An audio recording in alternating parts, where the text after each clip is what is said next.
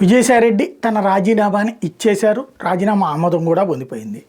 అదే సందర్భంలో జగన్కి వ్యతిరేకంగా తయారవుతాడు, కోవర్ట్గా మారతాడు, ఇట్లాంటి ఆరోపణలన్నింటినీ తోసిపుచ్చారు. కీలకమైనది ఒకటి, వివేక హత్య కేసు గురించి అడిగినప్పుడు ఆ రోజున ఇట్లా వివేక చనిపోయారనగా నేను అవినాష్ రెడ్డికి ఫోన్ చేశాను. అవినాష్ రెడ్డి తన పక్కన ఎవరికో ఇచ్చాడు ఫోను, వాళ్ళు గుండెపోటుతో చనిపోయారని చెప్పారు. నేను అదే విషయాన్ని చెప్పాను. దీంట్లో కాంట్రవర్సీ ఏం లేదు. ఆ తర్వాత దాన్ని కావాలని కాంట్రవర్సీ చేశారన్నటువంటిది ఒకటి.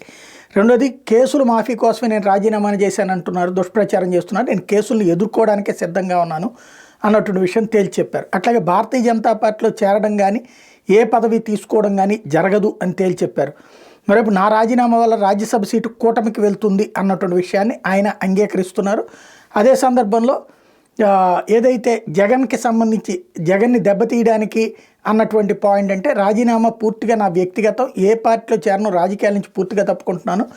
నాలాంటి వాళ్ళు 1000 మంది వెళ్ళినా అత్యంత ప్రజాదరణ కలిగిన జగన్కి, వైసీపీకి ఎట్లాంటి నష్టం ఉండదు. నేను ఎల్లప్పుడూ వైఎస్ కుటుంబానికి విధేయుడిని అని ప్రకటించారు.